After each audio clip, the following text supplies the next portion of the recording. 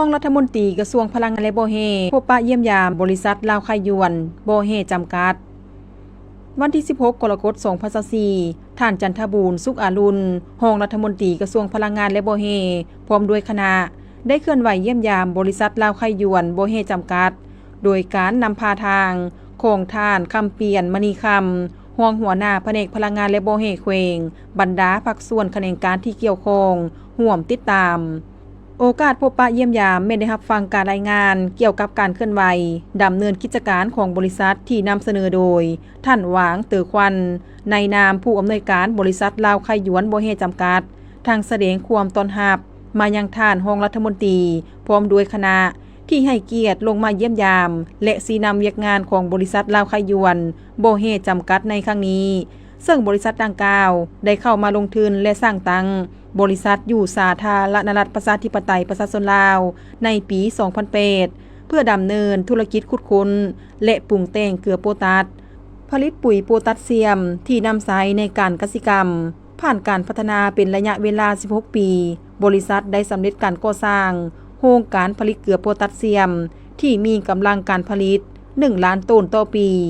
โรงงานผลิตเกลือโบมที่มีกำลังการผลิต10,000 ตันต่อปีและปุ๋ยโพแทสเซียมแบบเม็ดที่มีกำลังการผลิต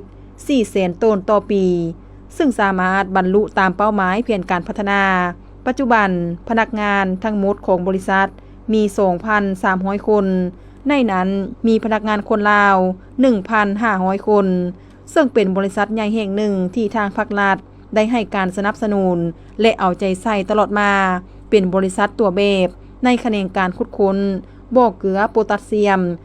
และผลิตภัณฑ์ปุ๋ยโพแทสเซียมผลิตภัณฑ์ของบริษัทถูกส่งออกไปหลายกว่า20ประเทศโดยเฉพาะในภาคพื้นอาเซียนเช่นจีนลาวไทยและเวียดนามซึ่งได้รับการยอมรับจากตลาดและการย่องโยจากผู้ใช้เป็นอย่างดีบริษัทได้เคารพและปฏิบัติกฎหมายและระเบียบการของสาธารณรัฐประชาธิปไตยประชาชนลาวและปฏิบัติหน้าที่และพันธะของตนอย่างตั้งหน้ามาฮอดปัจจุบันได้ประกอบพันธะอากรเข้ารัฐประมาณ143 ล้านดอลลาร์สหรัฐพร้อมเดียวกันนี้ยังได้จัดตั้งปฏิบัติโครงการพัฒนาท้องถิ่นซึ่งเป็นมูลค่าลงทุนประมาณ9 ล้านกว่าดอลลาร์สหรัฐนอกนั้นยังได้ยกให้เห็นเวียกงานการคุ้มครองความปลอดภัยและการปกปักรักษาสิ่งแวดล้อมของบริษัทพร้อมทั้งภาคเสนอจำนวนหนึ่งที่ติดพันการเคลื่อนไหวดำเนินธุรกิจของบริษัทโอกาสมีความเห็นของท่านจันทบูรณ์ สุขอารุณรองรัฐมนตรีกระทรวงพลังงานและโบเฮยังได้แสดงความสมเสย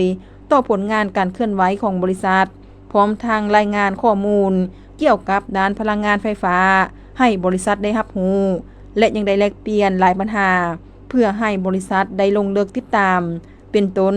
แม่นการป้องกันผลกระทบด้านสิ่งแวดล้อมและสังคมในอนาคตการส่งเสริมการผลิตกสิกรรมด้วยการสร้างอาชีพที่ยืนยง